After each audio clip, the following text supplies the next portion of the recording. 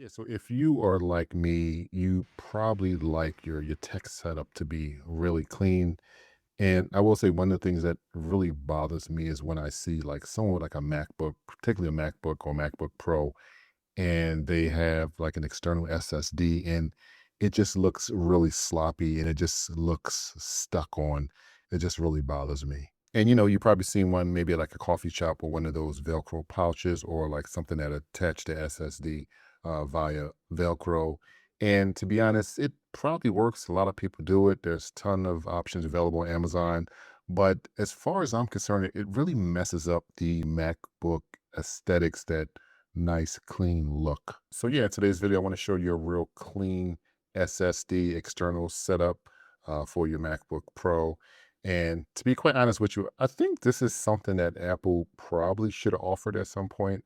But I kind of get it. They're kind of in the business of getting you to opt in for more of that internal SSD storage. So I kind of get it. And by the end of the video, I'll tell you why this is probably one of the cleanest setups I've seen around. I mean, I've been searching all over the internet for the cleanest option, and this is by far the cleanest option. But I'll also point out one of the flaws of this setup as well. And this tiny Thunderbolt cable that really finished my setup, just made everything clean. And this right here is the TeraBiter Stealth. Yeah, so basically it's a 3D print undermount for your MacBook or your MacBook Pro. And the premise is it just mounts underneath the MacBook where no one can see it in comparison to mounting it on the front of your MacBook, which keeps things really clean. So yeah, I needed an external SSD for my MacBook. Obviously, I was running out of space on my MacBook, even though I opted for 2 terabytes. I just run out of space. I mean, obviously, right now I do YouTube, and the files can be pretty large, particularly when you're shooting at 4K, 60 frames per second. I was just looking for, how can I set this up in a way where I don't always have to unplug and plug in the external SSD. And you know me, I don't want something hanging off the side of my MacBook Pro. Again, I like things clean. So after scrolling my social media one night, I came across this mount from a company called Byron Seven. And the second I saw this mount, I said to myself, man, this looks really clean. Yeah, so the mount itself uses a high quality ABS plastic with a nice matte finish. I'm so happy it's not shiny black. I hate shiny black. Attracts a lot of fingerprints. But otherwise, in the hand, it feels really solid. And one of the things I really like about this mount is once you get everything installed, which is really easy, from many angles to the naked eye, you don't even realize it is actually there. But the one thing I didn't really like about the original setup from Byron 7 is the cable. Now, the cable, it worked fine. There was no issues. But for me, you know what? The cable, it just stuck out. It just stuck out too much like a sore thumb. And I will say I'm really picky about my setup. So what did I start doing? I started looking for a better solution. And that's when I found this tiny Thunderbolt 5 cable, which is 2.36 inches, which is around 6 centimeters long. Yeah, so instead of having this super long cable sticking out, this small cable, this 2.36 inch Thunderbolt 5 cable, just made everything super tight and clean. And honestly, this really completed the setup for me. Now, this tiny Thunderbolt 5 cable supports up to 80 gigabits per second transfer speeds. It also supports up to 240 watts for charging.